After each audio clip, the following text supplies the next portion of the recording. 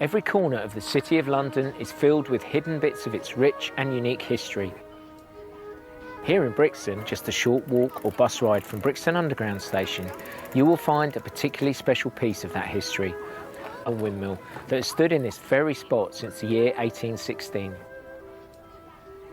I'm Richard, a local baker and volunteer, and I'm delighted to welcome you to Brixton Windmill.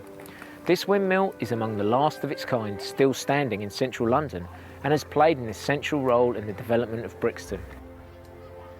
A visit to this windmill is a not-to-be-missed experience for locals and tourists alike. Every visit will be a new and enlightening experience with our varied team of volunteer guides, each bringing their own unique perspectives and knowledge to their individual tours. However, for those who cannot access the windmill in person, or perhaps those who want a preview of the real experience, this virtual tour will offer a detailed journey through this fascinating property that you can enjoy from the comfort of your own home. On the tour, you will learn about the technology of milling and how, in its early days, this particular mill operated by wind power to produce flour. You will hear about the process in detail as you explore the 5 levels inside and discover what happened on each floor. And you'll find out about the steam-powered mill that enabled the millers to resume flour production when there was no longer enough wind to turn the sails. You'll also learn about the Ashby family, who owned and operated the mill for its entire working life. Finally, you'll hear about the recent restoration of the mill, its current uses and its impact on the local community. We hope the tour inspires you to continue exploring local history and to come and see us in person. Enjoy the tour.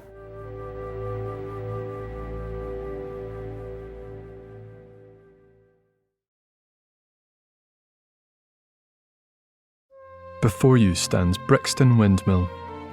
It's sometimes called Ashby's Mill after its founder, John Ashby, who belonged to an extended family of millers and millwrights from all over the south-east of England. His family were Quakers, or members of the Society of Friends, a faith group well known for their philanthropy and hard work, and the Ashbys were no exception. John Ashby leased the mill in 1817 and worked it until his death in 1845. The mill then passed to a succession of sons, first to Aaron Ashby, who later became the miller of Mitcham, and then in 1851 to his elder brother John, who had various milling interests, including the mill at Carshalton. Joshua Ashby, who took over the mill in the 1850s, was the 4th son and went into business as Joshua Ashby and Sons.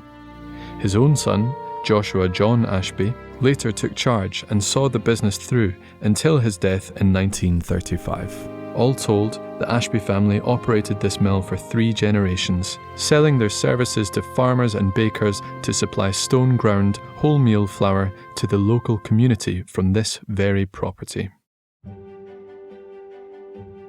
This was a good place to build a mill, near the top of Brixton Hill where it could catch the wind. At the time, central London was 3 miles away and there were fields all around here, so it was built as a rural corn mill, grinding the wheat for the daily bread that was a vital part of people's diet. Brixton Windmill is a tower mill of a kind that arrived in this country in the 14th century. The late 18th century saw the starts of the Industrial Revolution and the Age of Steam. But before then, windmills and watermills had been the workhorses of industry for many centuries, used for all kinds of processes, from grinding grain to saw milling to making powder for medicines. So in Lambeth alone, there were several mills of different types, especially along the Thames where the wind was strongest. Other types of mills included post and smock mills. The post mill was an earlier type that required turning the whole mill round to face the wind whenever it changed. So you can imagine that the tower mill here, with a separate cap carrying the sails, was a great improvement. Now you only needed to turn the cap round when the wind changed, instead of the entire structure. The prevailing wind here is from the southwest, and you can see that's the way the sails are currently facing. Note the weather vane on top of the cap, indicating the wind direction. The other type of mill, the smock mill, was a further development of the tower mill and was a tapered tower clad in weatherboard. Let's move round to the back of the mill to get a better look at the sails, or sweeps as they were called in this area. You can see that there are two types of sail, which is a combination favoured by John Ashby in the early days. One is the common sail that you can see in many paintings of old mills, a trellis type structure which was covered with a heavy canvas, much like rigging a boat. Somebody had to climb up the sail to attach it to the hooks at the top. Then the sail would have to be furled or unfurled to adjust it to the strength of the wind coming through. These jobs probably fell to one of the 7 children of John Ashby and his wife Hannah, several of whom learned the milling trade at Ashby's Mill and followed in their father's footsteps. The other type of sail works like a Venetian blind. It allows the miller to catch open the slats in one go to spill the wind, using a long hook, which you'll see later inside the mill. This was much quicker and easier than rigging the other type of sail, and acted as a brake on the canvas sail when the wind was blowing too hard. This type is called a spring sail and was invented at the end of the 18th century when there were many improvements to windmill design. We are now moving back round to the front of the mill to look inside. As we go, you may notice on the side of the mill a doorway, which seems to open onto thin air. Originally, there was a balcony round the windmill at that level so that the miller could come out and use his hook to bring down the sail, open and shut the slats, or rig the canvas sail. It was also a convenient height from which to load the bags of flour onto wagons for delivery to customers. Just before you go in through the door, have a look at the millstone on the ground. It was put here during restoration to show visitors what a millstone looks like on its inside. This is called the bedstone, because it's the stone that went underneath and stayed still during grinding. The pattern of grooves here was copied in reverse on the inside of the top stone, or runner, so that the grooves cut across each other as the runner was driven round by the wind. They had to be kept very sharp, or dressed. In between the stones, the grooves cut into the grain in a scissor action, turning it into flour. And that's the milling process, which you'll discover more about when you go inside. As we enter the ground floor, where sacks of grain were delivered and stored, we can see 2 examples of mills that can be operated by hand. They were used in the old days, before wind and water were harnessed to provide power, and in some parts of the world they are still used today. The oldest type is the saddle stone, dating back thousands of years to when people first discovered that you could turn wheat or other grains into something edible by grinding it into flour. Many centuries later, the other type of mill, called a quern, was invented. It has the same design as the wind-powered stone we saw outside, with grooves that cross over each other to grind the grain. But as you can see, you have to do the work yourself by turning the handle. Just before we go upstairs, let's have a quick overview of how a tower mill works.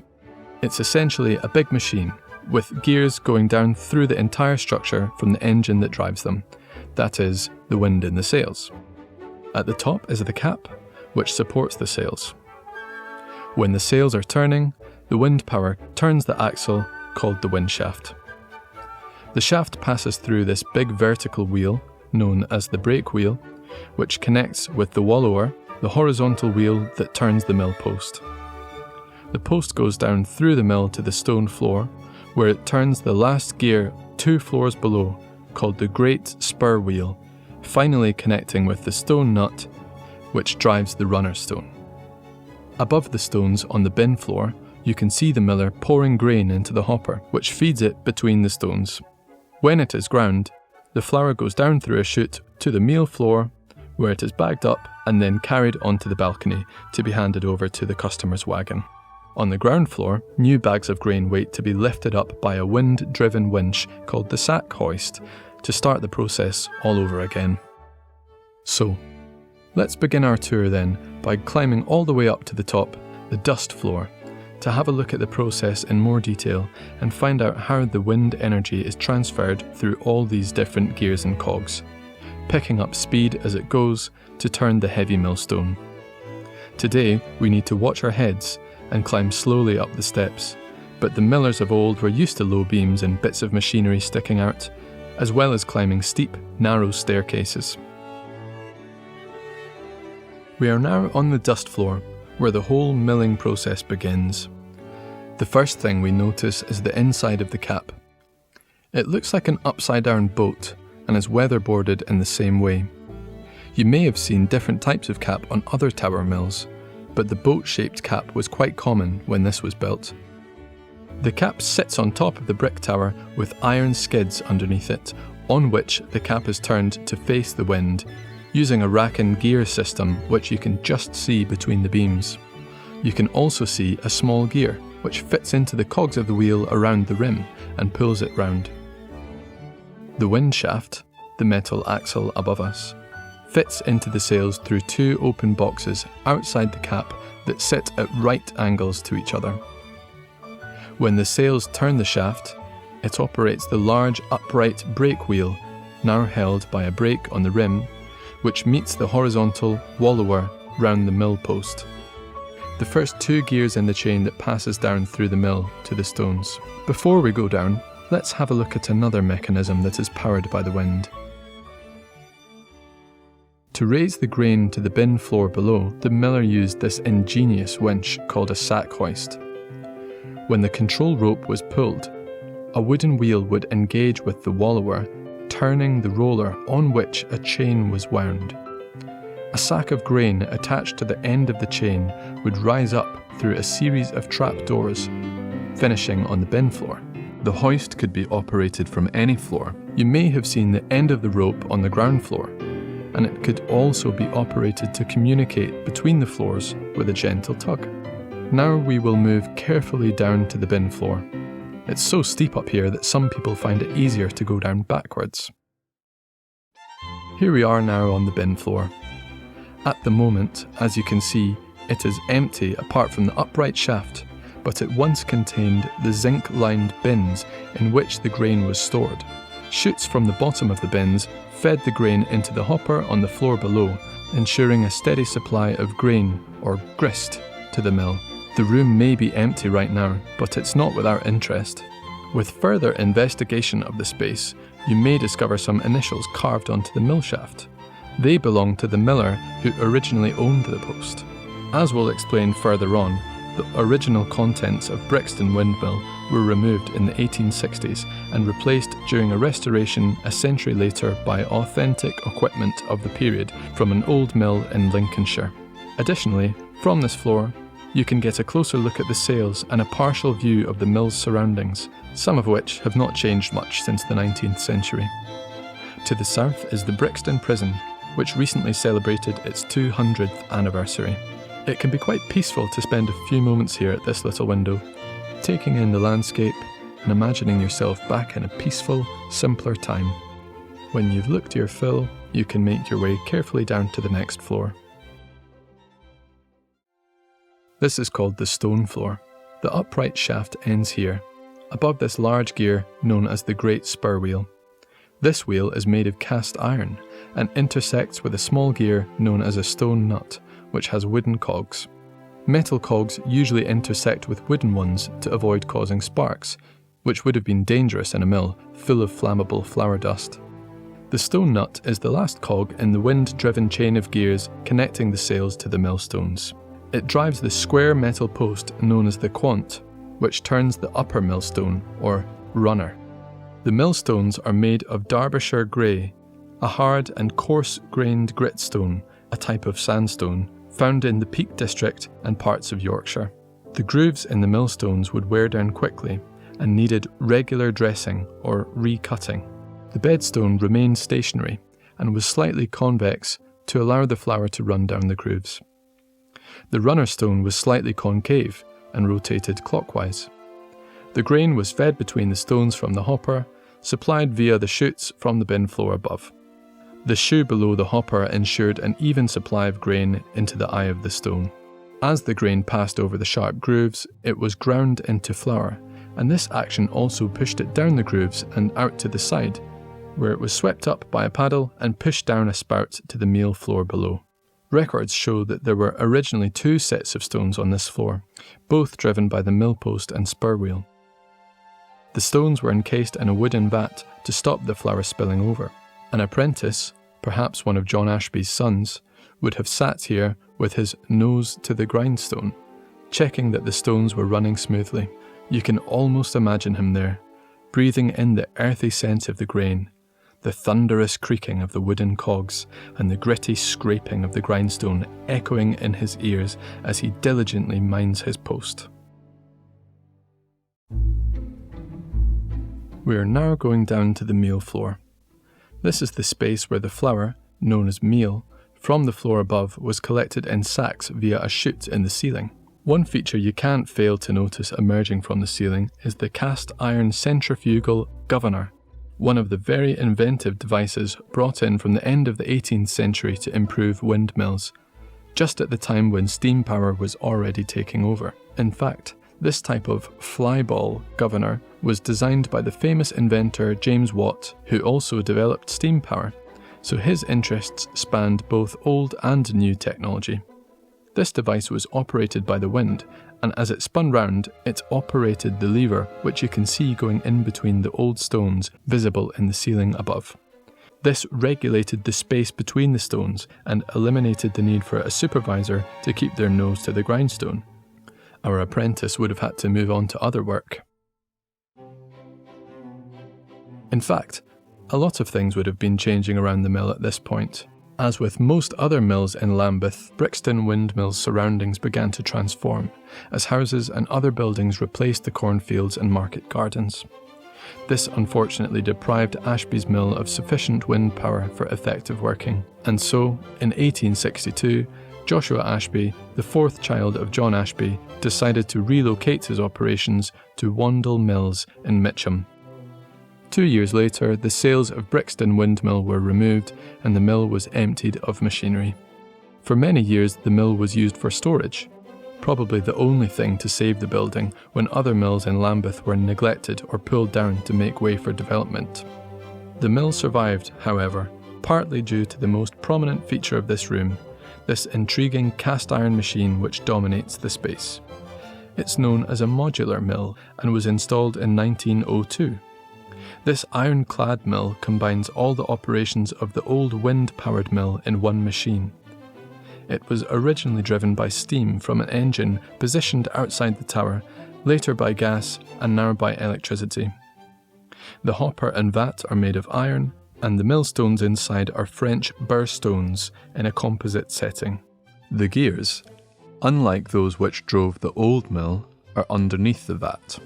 The new technology reinvigorated Ashby & Sons, and the company flourished, diversifying even into producing a wide range of other products, including other milled items and animal provender as well as eggs and fruit. The business continued to prosper right up to 1934, when Joshua John closed the business. He died the following year. In his will, Joshua expressed a wish that the mill should be preserved as a relic of bygone days in Brixton, and even then it was already being recognised as an important piece of industrial heritage. In 1951, the mill was made a Grade 2 listed building, putting it in the top 5% of listed sites, and in the 1960s, after being stripped bare nearly 100 years earlier, the first of many restorations took place. Sails were once again attached, and machinery was brought in from a derelict mill in Lincolnshire to show how the mill would have looked in Ashby's time. Remember those initials you saw earlier on the mill post? Brixton Mill was opened to the public in 1968. Further restoration and repair of the tower took place in the 1980s. In between these restorations, however, the windmill fell into periods of neglect and dereliction, and its future became very uncertain. Luckily, in 2002, Brixton Windmill was placed on English Heritage's Buildings at Risk register. It was then that a group of enthusiasts stepped in to form the Friends of the Windmill Gardens, with the aims of restoring the windmill to its former glory, creating a park to benefit local residents, attracting visitors to the windmill, and providing a facility for schools that would put the windmill and its history into context.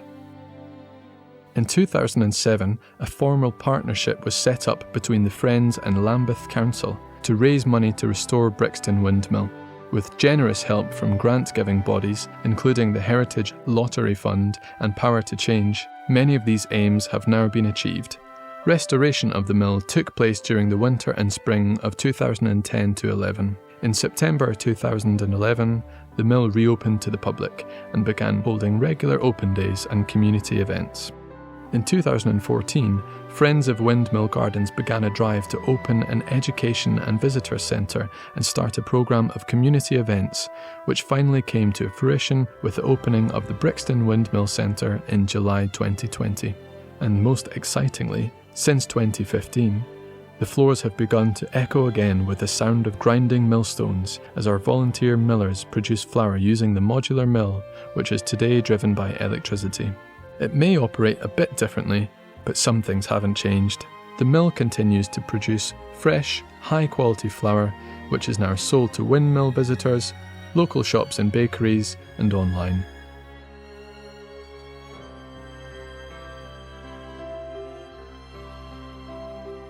I so hope you've enjoyed this unique behind-the-scenes look at one of London's hidden gems. You now have a working knowledge of how flour is made, and maybe you'll think back about what you've learned the next time you're enjoying a delicious cake, pizza, chapati or pita bread.